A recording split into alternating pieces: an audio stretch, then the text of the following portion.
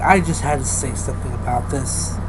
In Oklahoma, they're trying to pass a law where if you're caught making hash, which is derived from a cannabis plant, it's basically a more potent form of marijuana, you could get a life sentence in prison.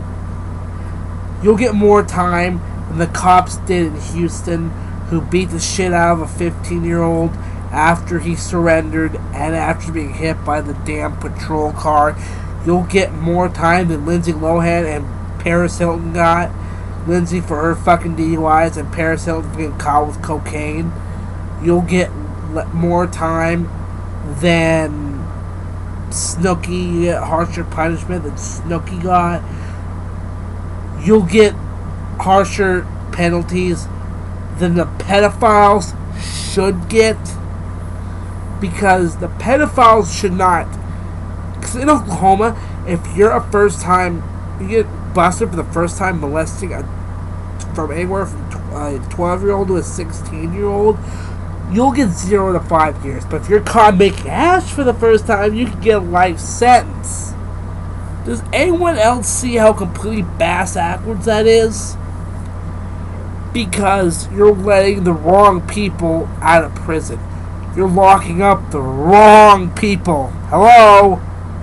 Hell fucking low. Is this registering in your thick skulls? Those who are involved in the justice system.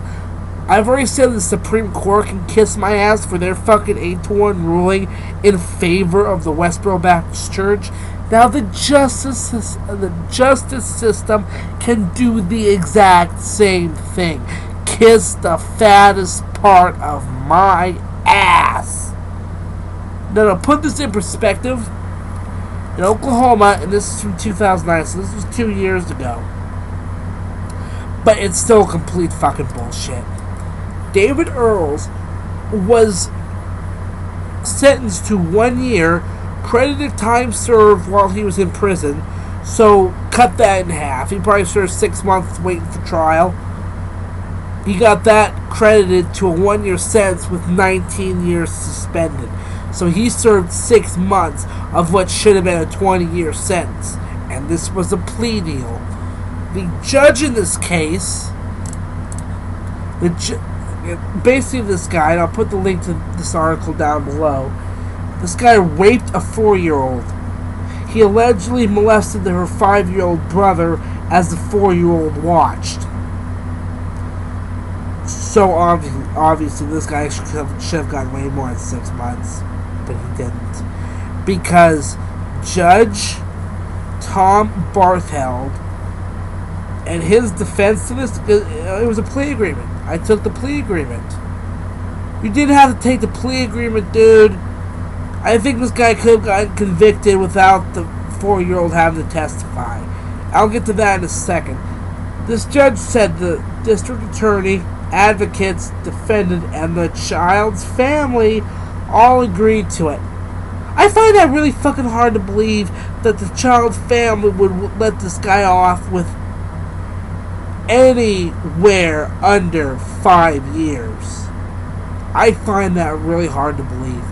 Because if that was my kids that happened to, who got raped by a fucking pedophile, one, you need to hold me back, because I'd be ready to tear this motherfucker's head off.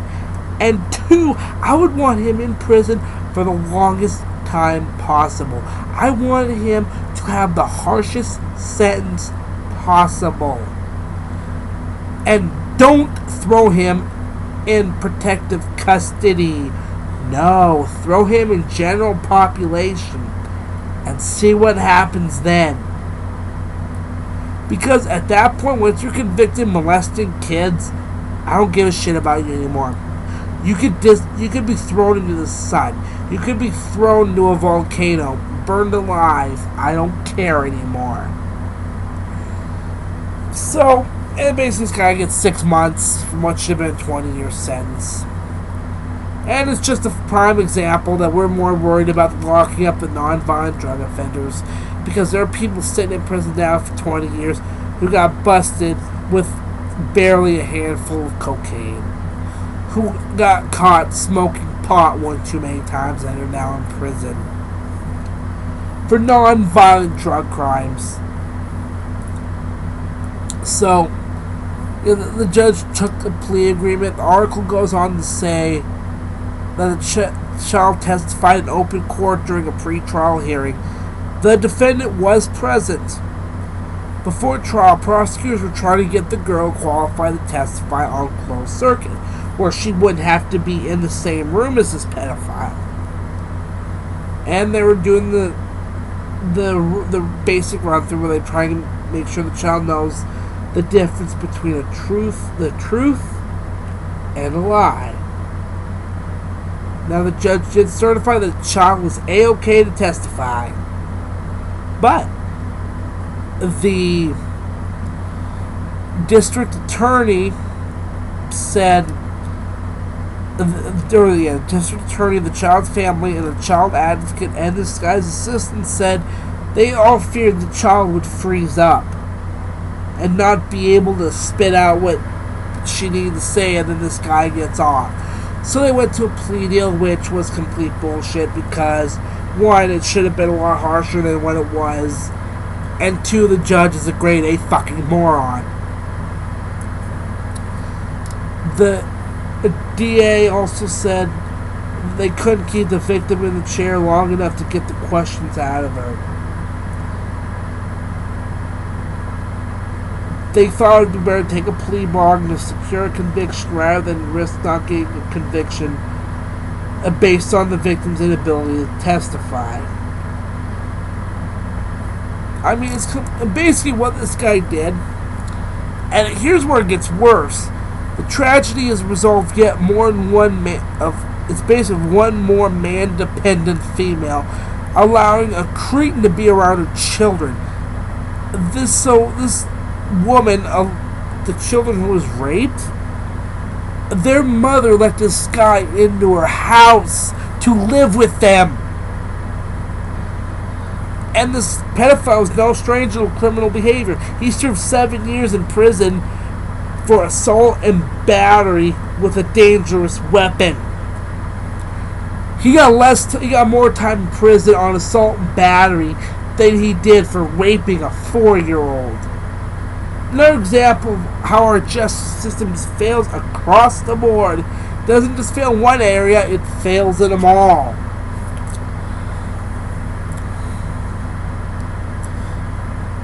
This guy was allowed to move in with this woman when he received a medical parole release for cancer.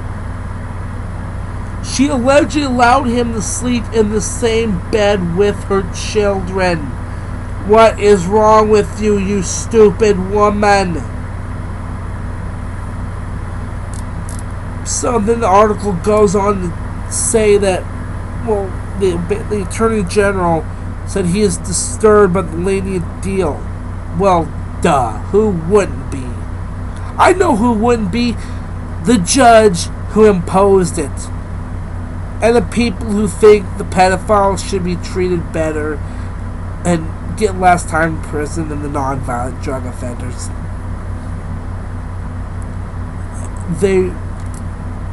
There's also actions taken to try and get him kicked off the bench for gross neglect of duty. Again, I'll have the article down below. And here, I'm quoting the article on this one because I really think this is important to get out. So this is how it's done. Rape a child, then terrorize her further so she can't testify, and the pedophile gets to live happily ever after. Another defense lawyer builds up a clientele of high-paying pedophiles that want the same sentence. David Earls get 1 year sentence. Things that make you go, And I guess Bill O'Reilly brought it up to get this awareness out there, which, good for him. A lot of people don't like Bill O'Reilly, but you got to applaud him for bringing this up and bringing this case into the spotlight. Now, this is about 2 years ago. So I did some research on the judge to see if he got kicked off the bench or if he's still serving. I guess he is still serving as of 2010. There's another article, like a thing I came up in my research, where people get to rate this judge, and it goes on. You open up the page. It came off on Bing. Search his name, Judge Thomas Bartheld. This will pop up pretty quick. You can rate him, and you will comment about him and all kinds of shit. So you get to rate these guys, which is great, because you can let people know if your judge is awesome or he completely fucking sucks. In this case, this guy sucks. There's a thing on there to vote if he's the worst judge of 2010. And you go there, you click view results. I have the link to this down below again. I said that twice, excuse me. I'm kind of... It's 1:20 in the morning. I'm fucking tired. I want to get this done quick. But it goes on, you go, ABA guidelines, having legal reasoning ability. You get to vote him on every little category, every little bit of everything about this judge. Every aspect of his job you get a vote on. And it's a lot of A's, B's, and C's as you go down, blah, blah, blah, blah, blah. And here's where it really starts to fall flat on his fucking face. Like here, giving proceedings a sense of dignity, fail, 0. Treating everyone involved politely with courtesy, fails. Not engaging in ex parte, one-sided only communications, well, that wasn't more. Consistently applying laws and rules, fail. Requiring the court staff to treat lawyers, witnesses, and litigants with courtesy, dignity, and patience, fail.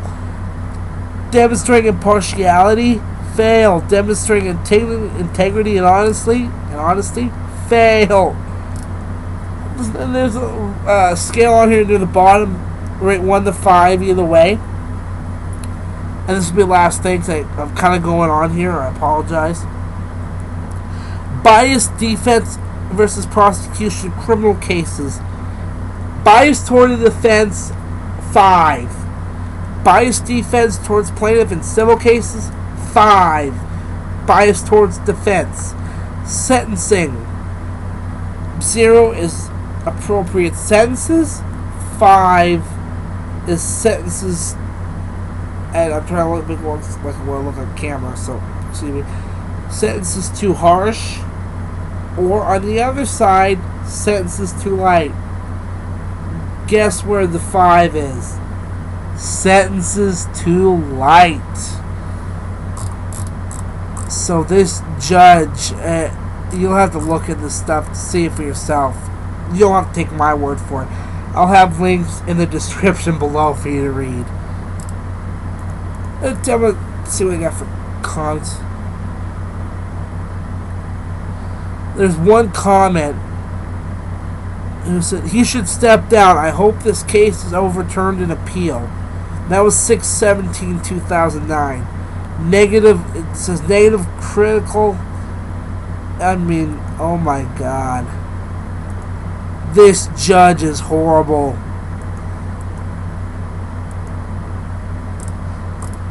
Wow. So I think that's it. I'll leave it there. That was my rant on the fucked up justice system and what should be going on with the pedophiles, why they should be in prison for longer. That was my rant. Probably turned out longer than I intended, but hey, whatever. I can upload a 15-minute video at least. Peace us out.